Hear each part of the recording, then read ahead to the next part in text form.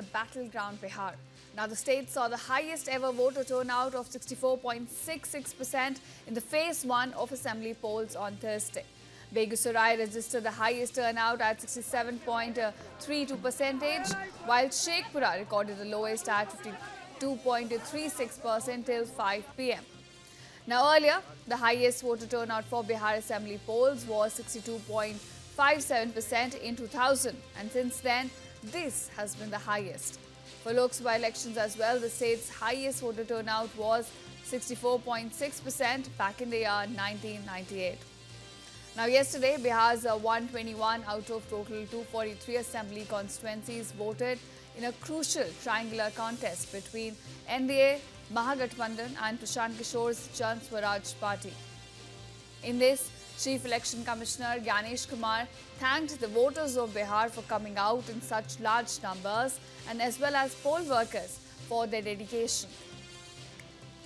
Now, the increased voter turnout is all the more significant because the special intensive revision of the state's voter list deleted nearly 47 lakh names out of the list. This resulted in the reduction of overall voter base from 7.89 crores to about 7.42 crore. And despite that, despite all the odds, the people in Bihar came out and voted in large numbers, taking the turnout of voters to be 64.66% in just phase 1.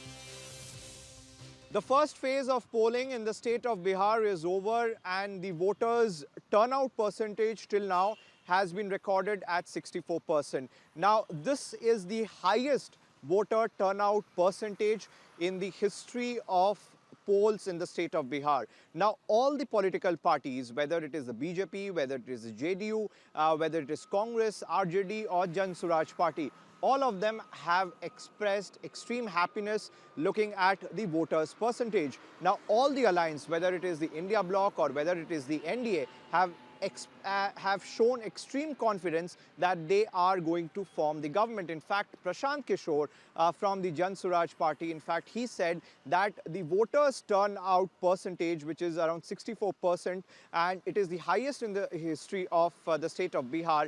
Prashant Kishore says that this means that the people of Bihar wants change. Now, the higher turnout of people, now traditionally it means that the people of Bihar wants change. But this time around, what was interesting to see on ground is a large turnout of women voters. So every single booth in the state of Bihar which was going through polls in the first phase, large turnout of women voters could be seen on ground. Now, that is the very specific reason why the every single alliance, be it the NDA or the India Bloc, have targeted the MY factor. Now, the MY factor here means the Mahila Yuva factor. Now, the NDA had announced that had announced the Jivika Didi scheme. Now, I have spoken with a lot of women voters today. In fact, all of them have agreed to the fact that yes, under the Jivika Didi scheme,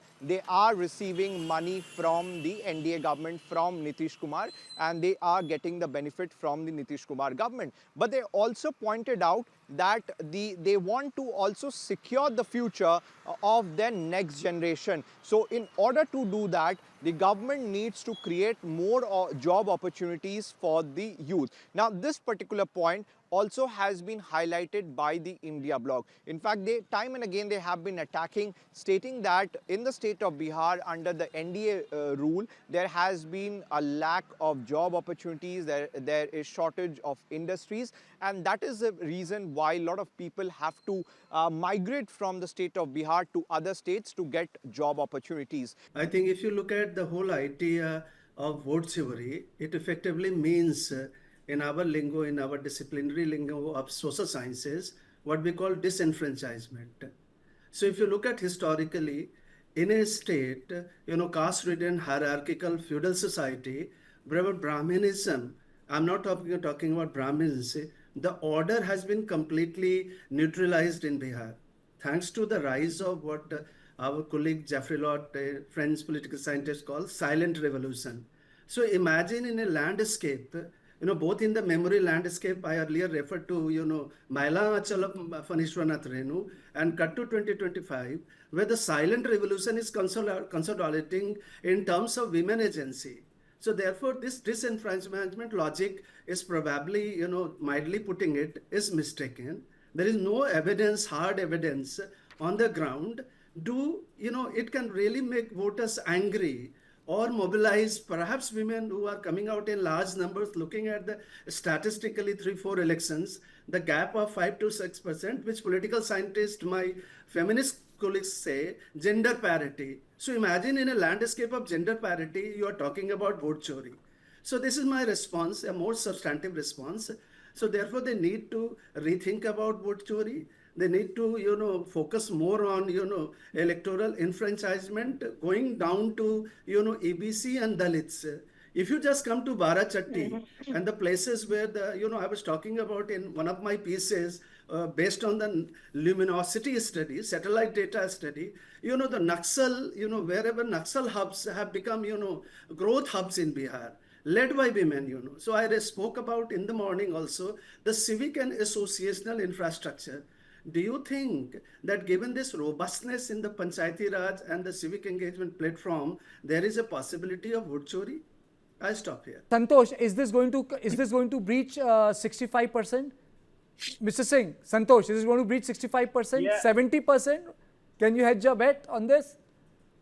Not 70%, but below 70%. It could breach 65%. 2000 का तो record टूट गया first phase में. हाँ, वो record टूट गया, पूरा तोड़ दिया वो रिकॉर्ड. मतलब the kind of surge of again I would say women voters, larger participation. नारी शक्ति तो पता ही है सबको कि नारी शक्ति हर चीज के पीछे, but I am just saying number दीजिए.